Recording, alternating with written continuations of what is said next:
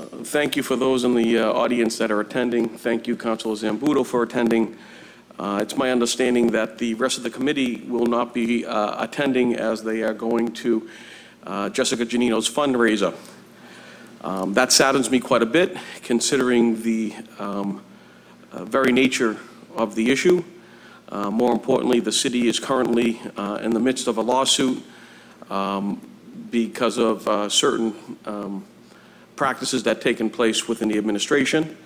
The reason why I called this meeting to order is because of the severity and the extreme nature of this issue. It reminds me of the T&D video lawsuit. With that said, I would like to ask the proponents for gaming to Category 2 gaming, Eugene McCain, if you could present what's going on currently between your group and the city. And I do want to let you know that right now, since there is no quorum, this is just going to be question and answers that I have to you to hope and find some medium ground between the city and your group to avoid a lawsuit. May you go, sir. Name and address for the, and Gene, if you could basically give your background, and I must say the reason why I asked this is because I know that you've been unfairly challenged as being called a flyby operation, and having spoke to friends in Thailand that actually know you, that are friendly with the Prime Minister, that's farther from the truth. And please include your background working with the Bank of Tokyo as well as the resorts in Thailand that you've done. Thank you. Okay, just briefly, my background, I've been involved in real estate for most of my career.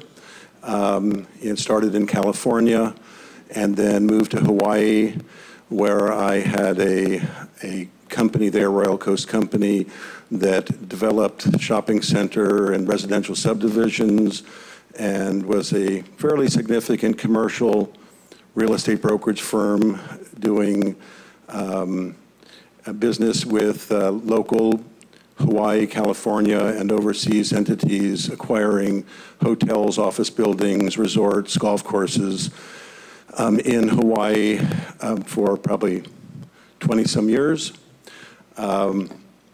I, in the mid to late 80s, began working with a number of companies in Japan, including Mitsui Bussan, one of the major conglomerates in Japan, cooperating with them on consulting in real estate and assisting clients of theirs investing in the United States.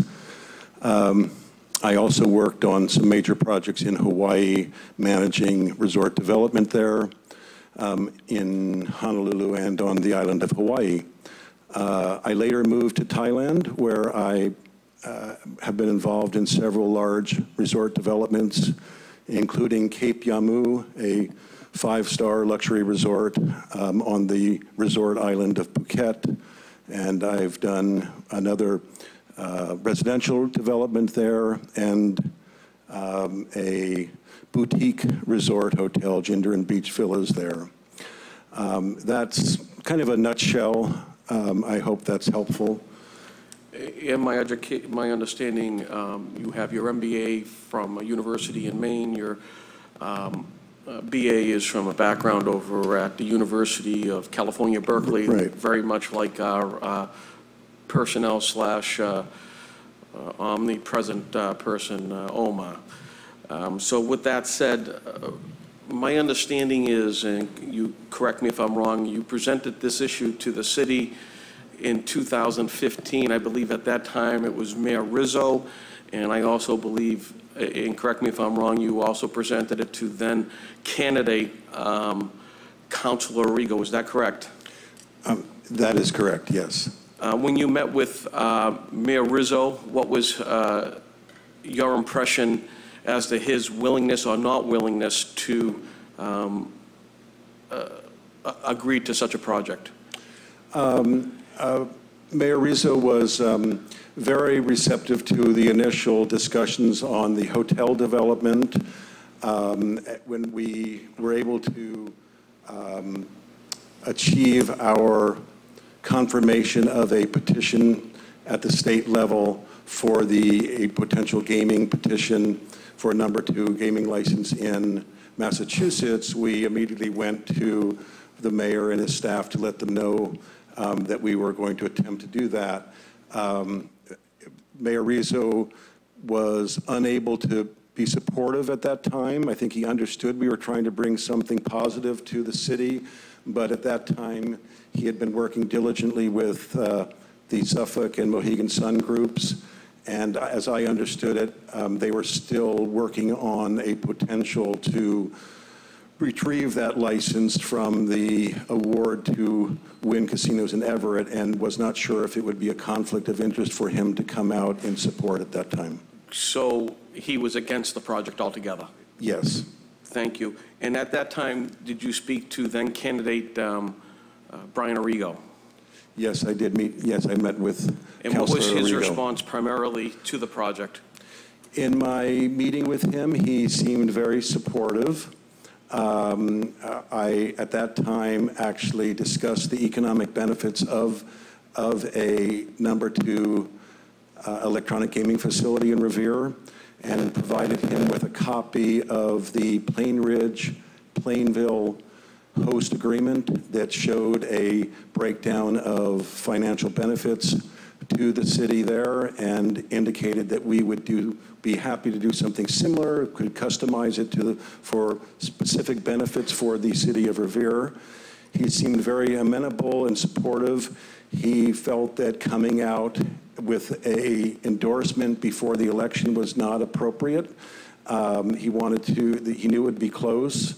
He wanted to go ahead and get the election behind him, and then asked me to meet him afterwards with some of the council members, which did take place. And thereafter, you've presented your case to the city council for a Category 2 gaming operation down at what I would call the Lee Trailer Park. And my understanding is that you had asked through initiative petition, or you had asked, who did you ask to go about doing the initiative petition?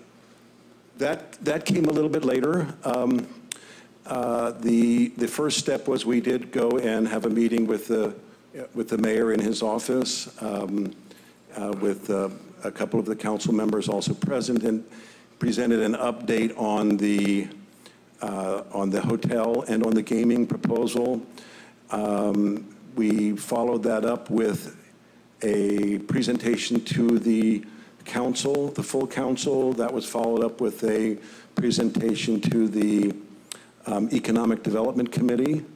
And during the course of that, many months, we attempted many times to meet again with the mayor.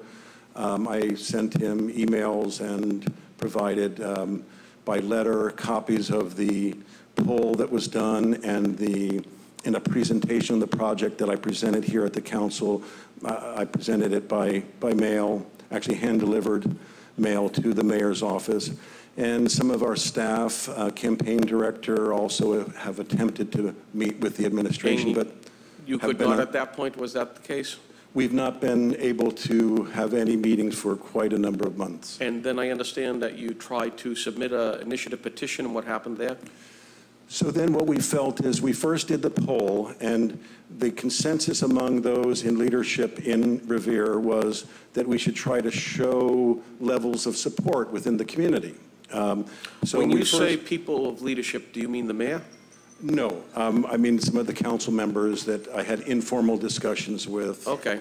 And just trying to give me some direction on how to move things forward. Councilor Powers, Councilor Haas. Yeah, they were two of the people that we spoke to, and also our Ward 1 representative, Joanne McKenna. Sure. So we did a poll, and it was quite striking in the level of support it showed. It is a poll. Some people don't feel polls are something really to be fully accepted as representing the facts of the community or an area, but this was a professionally done poll by a nationally acclaimed polling institute, and a scientific polling enough to provide a valid polling statistics, and it showed approximately 2-to-1 voters, registered voters in Revere wanted to see a electronic gaming facility in Revere if it was at all possible. And furthermore, about 2-to-1 supported having their city government support our effort to move this project forward. So we did the poll. And then you asked about the petition. After the poll, I had hoped that possibly the administration would be a little bit more receptive to further discussions and getting into some of the economic benefits to the city. But being unable to meet with them, we decided to go ahead with an initiative, which is basically going to the community and asking the community if they would like to participate in moving this forward. We did do an initiative. It started by our bringing to the election office, as is required by law, a sample of the measure in the ballot question in the petition, and I was told that the city wouldn't accept it, and they would not allow the petition to take place. And that was that's initially. when you sought, and I believe at that time you went to court, because That at came that later. point... That came later. Okay. Just 2 more steps. So we had our legal team had some discussions with the election office, trying to find if there was any legal basis in saying that they would not accept the petition. After some discussions, the city election office said that they would, in fact, go ahead and allow the petition to proceed while they continued to review or consider the matter. The petition then proceeded, and there were signatures gathered over about a 5-6 week period, and the number of citizens here in Revere that signed was quite extensive. Those gathering the signatures only gathered from registered voters. They were asked if they were a citizen of Revere and a registered voter before they were allowed to sign. And they gathered approximately 8,000, just over 8,000 signatures. And that's an interesting number when you look at it against the 11,655 voters that actually voted in the last election. It's a significant number. Now, in processing and certifying petitions, there's generally work done in California, Maine, New York, Massachusetts, statewide, citywide. You lose 20 or 30% to illegible handwriting and addresses spelled wrong. So the net was a little under 5,000 certified petitioners, certified voters. And so they certified 4,800, if I'm not mistaken. 4,808. You needed 4,100. My question now is, why do you have a slap suit against the city? This is my major concern. Okay. And I'm trying to figure out where's the middle ground here so that you don't continue with your lawsuit against the city, which is what troubles me the most. And I understand that part of the reason for it is because that you were denied the ability to petition the city at first. So please tell me about the slap suit. Actually, what happened is, just as we were about to bring in our final letter, which in the municipal petition process protocol, the petition is complete when the proponent, when the sponsor submits a letter to the election office stating that they've gathered all the signatures and it's now complete. Just as we were about to do that, within a day, I went into the election office downstairs and was told that there had been litigation filed against the petition. And I asked what, and I was told it was a cease and desist, which was a kind of a lay term for what the election office thought was going on. Our attorneys then later that day, on a Monday, received a fax from attorneys hired by the city, and we found ourselves as petitioners here in Revere being defendants in a lawsuit filed by the city, by Mayor Arrigo on behalf of the city of Revere, asking the court to determine that the petition was illegal. The The process allowed for a few days before a hearing. The hearing was going to be on Wednesday. On Wednesday morning, we did file our final letter to the election office that all our petitions were complete and submitted. And then on Wednesday, there was a hearing at the Suffolk Superior Court. And within, I believe, 48 hours, the judge produced an order which rejected 3 motions that had come with the lawsuit. The 3 motions were for a stay, a TRO, or a temporary injunction, basically various motions to ask the court to just stop everything while the court deliberated. And so I need to stop you there. Yeah. So you're saying that the city tried to stop you from exercising your First Amendment rights to obtain signatures and present an initiative petition to the city? That is correct. So we were quite surprised. Basically, and I want the people out there to realize this, if one resident of this city decided tomorrow to seek term limits for every city elected official in this city, and then went out and got the signatures, and the administration did to them what they did to this gentleman, to me, that sounds like a civil rights violation. If they were to stop somebody from therefore turning back the 4-year mayoral term to a 2-year mayoral term, which I helped Tom Ambrosino do in the past, and I believe Dan Rizzo did as well, what you're telling me is that they would have infringed upon my rights. That can't stand. I'm sorry, and I apologize to you, sir. That's inappropriate. And I understand that we have lawyers and we have to protect the city, but not to step on people's rights. And I apologize, that's wrong. I don't like gaming. I'm not going to support your gaming, but I'm going to let you petition the city. That's your right. This is wrong. Go ahead, sir. For us, what we look at is, in this process, we're trying to bring the people, the residents of Revere, into the process. And while we're defendants in this lawsuit, really all the people of Revere are the defendants. We have over 8,000 people attempting to petition the government to have their voice heard. Petitioning of the government is fundamental to American democracy, and it was surprising to have that process stifled or attempted to be stifled. What's happened now is the initial motions were rejected. There still is a lawsuit to be heard over time in which the city is wanting the courts to deem the petition invalid, illegal.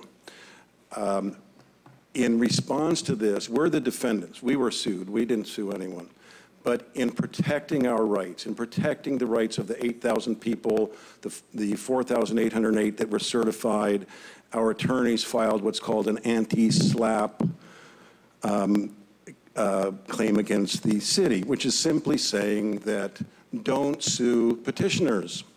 And the burden is extremely high, as set by the courts and precedent, for any party, whether it's a developer unhappy with petitioners petitioning against their development, or in this case a city, for whatever reasons they may have, of trying to gag a petition to simply stop the process that has been initiated by its citizens.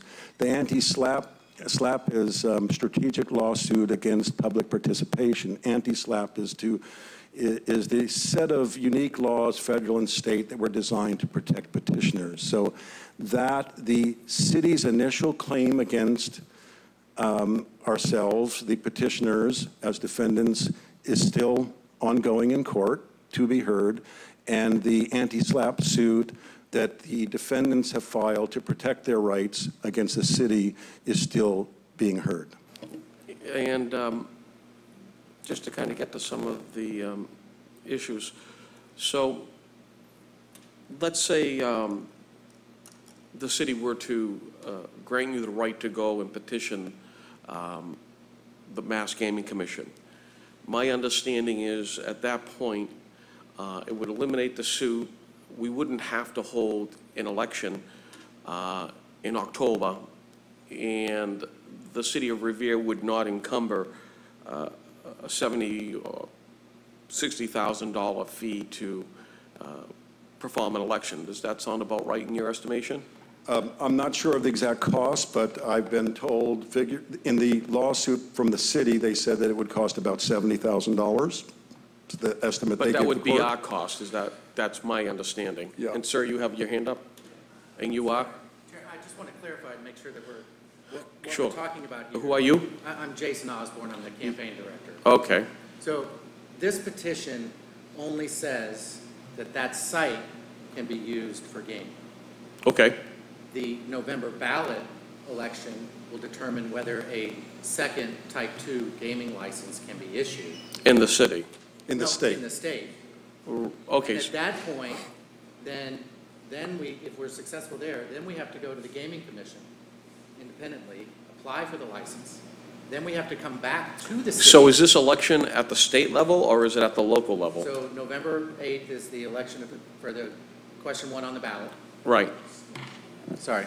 So November 8th election is the question on the ballot, which allows for a second type 2 license. After that, then we go to the Gaming Commission. Right, so that's out of our purview altogether. Right. But we still have to come back to the city and have an election to allow for the city then would vote as a whole to allow for a gaming facility in Revere. So this petition is only to say that this site. So if the state does not vote on the ability to present another gaming facility, all bets are off. Right. Right. And so all we're trying to do, and I just wanted to make sure that Sure. we're clear on the fact, what we're trying to do here is that there are only probably 4 or 5 different sites that would qualify under the ballot initiative in the entire state of Massachusetts, if it's successful. We want Revere to be at the top of that list. And by doing what we're doing now with this petition and trying to get the city to approve that site, is to show the Gaming Commission, after we're successful in November, that we have citywide support. And if, for example, the State Gaming Commission granted it, you still would have to file a host community agreement, then you would have to have an election here. And if the Right. opponents didn't agree with you, particularly the mayor's office or anybody else, they could fight that issue at that time. We still would have to go through the mitigation, we'd still have to go through all the requirements that are in place for any development coming into the city. None of what we're trying to do now locks the city into anything, Correct. So basically, which makes it even more egregious of what has happened to us. I don't disagree with you. I'm one voice, and I No, apologize. I understand. So what you're saying is, at the end of the day, filing this petition doesn't have any bearing on what the state does, nor does it have any bearing on any future election. And in fact, the cost of a future election would be the burden of your group, not the city of Revere. A referendum required by the Gaming Commission would be paid by the applicant ourselves. In this petition, just to carry on what Jason is saying, is he was right to try to clarify, to come to the key point, which is that we're here today to talk about a petition and an attempt legally by the city to stop it. Well, what is this petition? The petition simply states in a couple sentences that if there's a number 2 gaming license, which is an electronic gaming facility like in Plainridge, available to Revere, that it'll be located in the area of Lee Trailer Park. What that does for us is it allows us to move to focus on the state campaign, knowing that the city has already determined where the site will be, which is the site where we want to develop hotels and this gaming facility. So what the petition asks, and where we are right now today, is on Monday the 22nd, the election office sent to the city council a certification of the petition that more than 700 votes that were required had been met. And therefore, the petition is now in the hands of this council. The council has basically two options. Option one is, given the polls that were done, given the tremendous amount of support shown through the signatures, can simply enact the measure by a vote of the council. If they do that, the litigation goes away. The cost of a special ballot election in Revere in October between the primary and the general goes away. And the city, the administration, and the people of Revere retain their right to oppose the project, if that's their prerogative, down the road through mandated processes of citywide votes of a host agreement. If the city chooses, the second choice, their second option is they can simply call a special election. And by not acting, it requires the election officer to call a special election within 45 days. So there will be a special ballot election on this measure that I just described here in the city of Revere in October. We feel confident we'll prevail because of the tremendous support we have, but opponents could oppose it. That is the alternative option on the part of the city. They have those two options. And with that said, sir, and I want to reiterate, so at this point, the council has a choice. We can either vote to permit you to go on your merry measure. Right, and allow you to go on your merry way to the state, and for those of us who don't agree with it, like myself and I'm sure other people, challenge you during the application future process. Mm-hmm. That's even if it passes at the state level. Yes. So this is a big if. This is almost, this is tantamount to 1 in a million. I mean, to be quite honest with you. But I don't see why I should stop you from, seeking your constitutional rights. I mean, to be quite honest with you. We of course think we've got much better odds than that. We have tremendous support here in the city. We're hoping the council members, including esteemed George Rotundo, will consider that as we move forward and further describe our project. And we feel we will do well at the state level. So we feel we have a future here, and that's why we're willing to invest the time and money that we are. But to be facing this kind of challenge at this level, it's really feels like an attempt by certain people to take away this opportunity before it even comes about. And there is an opportunity down the road, as you also stated, to be pro or against.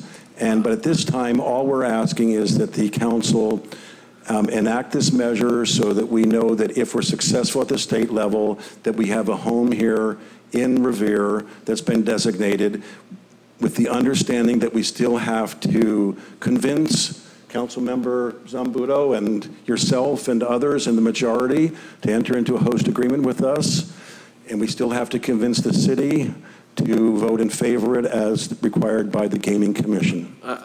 Again, and personally, I have to say, I just don't see the logic, or for that matter, the reasoning to stop you from exercising your constitutional rights. And with that said, we can't deliberate because I don't have a quorum.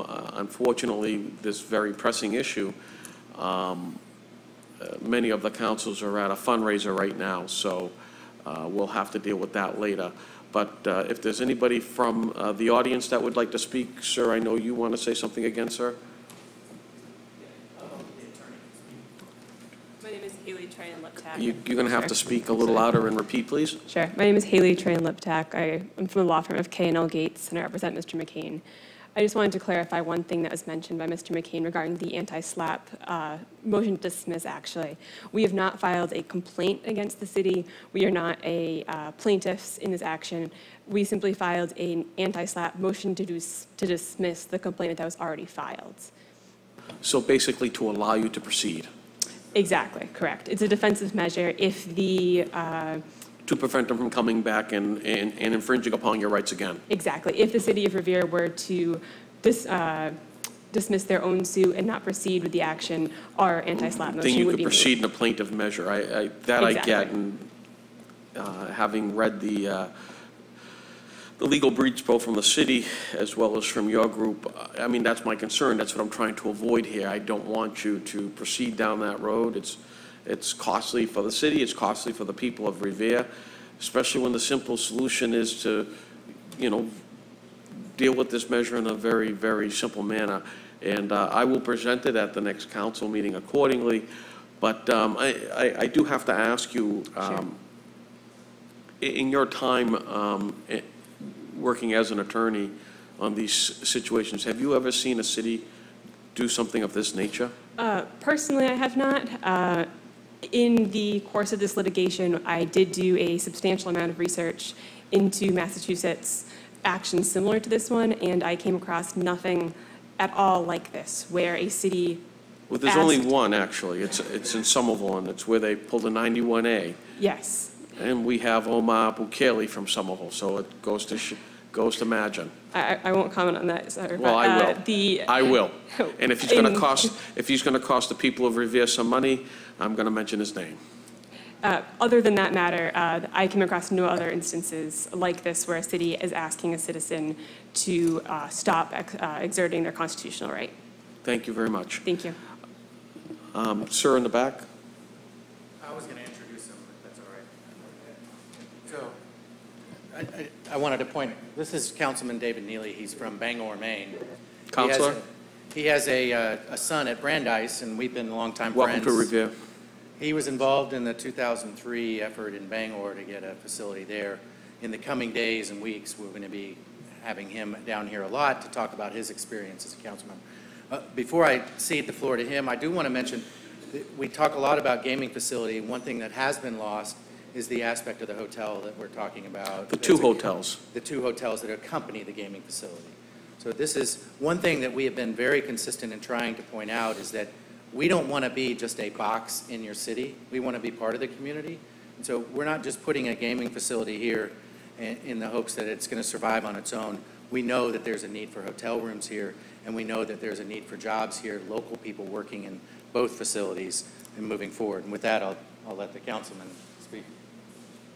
Thank you. Yeah, thank you for allowing me to speak. Actually, as Jason mentioned, I have a son across the way over at Brandeis. We got him moved in, but then he said, Dad, there's some other stuff you got to bring down. And Jason said, hey, we've got a meeting in Revere about a project similar to what you had in Bangor. Would you be willing to, speak a few words? Well, I was down a couple weeks ago, and actually when I saw some of the news that had transpired, it was very reminiscent for me of what our council went through back in 2003 in Bangor, Maine. And quite frankly, the majority of the council was dead against looking at a project of this nature when they introduced a gaming entertainment complex with a hotel for Little Bangor, Maine. But we had lost so much of our forestry, farming, fishing, and manufacturing jobs in our region that we knew we needed revenue.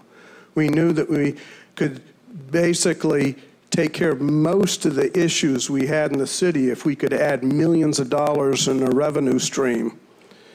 So inevitably, even though, it wasn't without the political stuff that you're going through now and you'll continue to go through as this measure moves forward, but inevitably the community got behind it and embraced it, and it created a renaissance in our community to an extent where we were able to redo our waterfront, which is an old industrial complex site, and quite frankly, it just wasn't very pretty to look at, and my guess is you might have a place like that in your town. We had a waterfront that really needed rehab, and you got a beautiful ocean. We just had a river. But with this rehab, by the way, just last week we had Jimmy Buffett playing there with 15,000 concert goers, which is a lot for our community, by the way.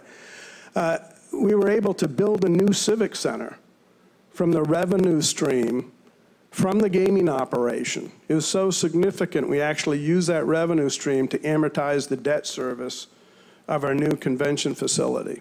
which, by the way, is the newest one in New England. And I'd welcome anybody up to a tour to Bangor to see the incredible renaissance we've had. So the only thing I would, and the only reason I'm here, actually, Jason asked, he said, would you come say something?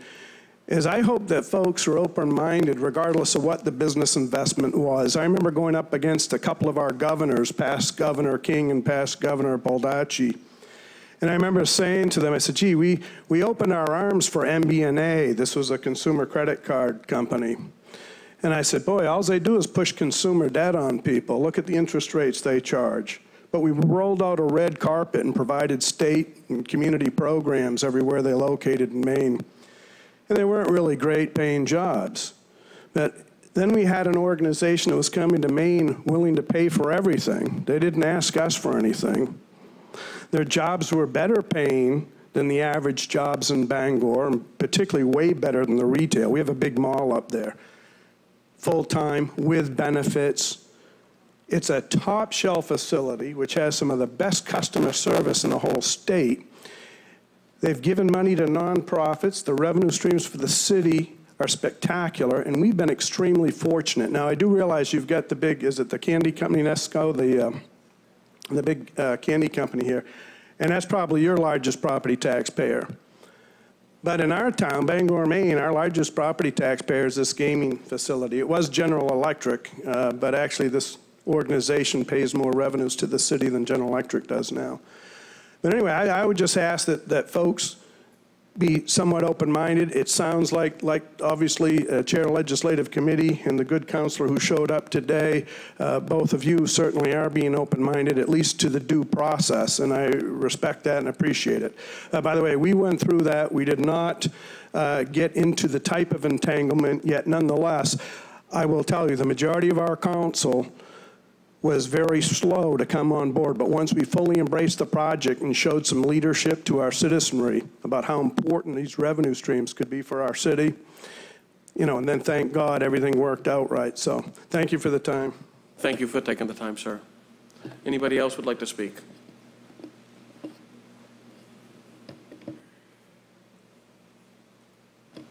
Name and address, please. William Bell, 235 Revere Street, Revere, Mass. First, Mr. Chairman, I'd like to thank you and Councilor Zambuto for taking the time and effort to come here. I really appreciate that. I have 6 people representing me on the City Council. Personally, I like most of them, but I'm very amazed that 4 of the people that represent me down in Ward 3 aren't here tonight. A couple of others don't represent me, thank God, and I expected them not to care anyway. But again, I'd like to thank the both of you. I really appreciate it. I'm sure a lot of voters will. I'm not fully decided which way I'd like to be on that. I appreciate the gentleman coming in here and starting a hotel down there, Lee's Trailer Park at 418 Revere Beach Parkway. There's nothing better than I and most people in the city who like to see that place cleaned up. There's nothing but bad stories in the local papers about that every few weeks. I resent the fact that this administration is spending $60,000 or $70,000 to stop people from exercising their rights. I don't know if it's true or not, but I take the gentleman's word, Mr. McCain, is it? That thousands of people signed the petition. And I really resent, and I don't care if he likes it or not, an out-of-towner that works in the city for $120,500 plus a city car he's using to tell me and others that I can't potentially vote on some issue. I don't understand where this administration's brains are on this issue. I've been waiting in Ward 3 for 8 months now, since around February, for a pothole to get fixed. I went to one of the administration's top people personally. I'm not speaking from an organization I represent, but I am the president of a senior citizen group. They can better spend the money on different things than a suit that, I don't think the city council even voted to approve that, right? Although, I don't think you have to. Point, just to shorten your comments, one, and number two, just to let you know, Mr. Bell, the mayor has the right to hire anybody within the confines of his budget. He does not have to go to the council. You can ask former Mayor Rizzo, that is the case. We would have liked to have been notified, but he does not have to notify us. Well, I believe, Council, you know better than I do, there's probably hundreds of little lawsuits pending against the city of Revere. When and if the mayor or his representative comes before you for a transfer to pay some of that other stuff because he had to spend money here, I wish you'd think about that. Again, I feel like you do, Mr. Chairman, that people do have a right to petition, and they do have a right to ask people in the city of Revere to vote. Thank you so much. Thank you. Does anybody else wish to speak?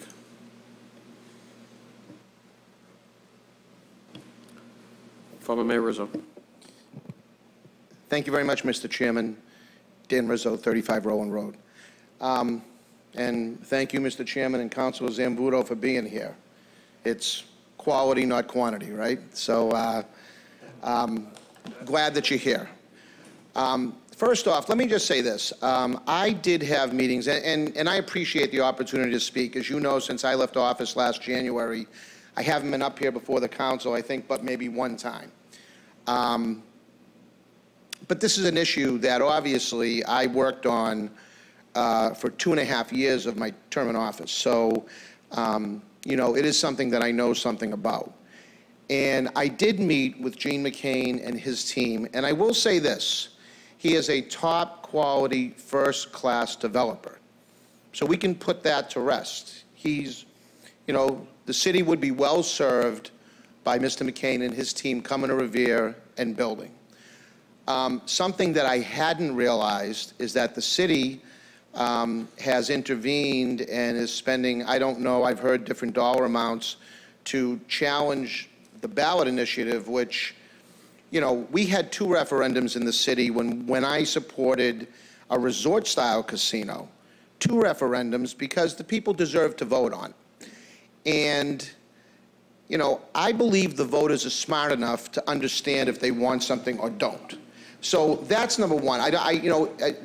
Do you agree with, I mean, I asked Mr. McCain, at this point, do you agree with slot machines in Revere at this point? No, I do not. Did you ever? I never did. I never. So in it's fact, consistent with what Mr. McCain said? No, so let me just back up. Yeah, Mr. McCain actually had indicated to you that I was not supportive. When Mr. McCain first came to the city, they had talked about Lee's Trailer Park, which clearly we want to clean up. It's our #1 calls for service when it comes to public safety infrastructure, police and fire. #1 location. It drains our resources. So clearly, when he came to the city and said, we want to build a hotel, we were excited. You know, we sat down with them. We spent significant amounts of time with them and got to understand what a quality developer they are. At some point in those discussions, at virtually what I considered the tail end, I thought it was a done deal. They're buying the land, building a hotel. They said, oh, by the way, we're looking at this legal loophole or another option to maybe put slot machines down there. Now, I just want to say this. I supported development of a resort-style casino at Suffolk Downs, okay? No secret. It would have brought $30 million a year to the city and 5,000 jobs.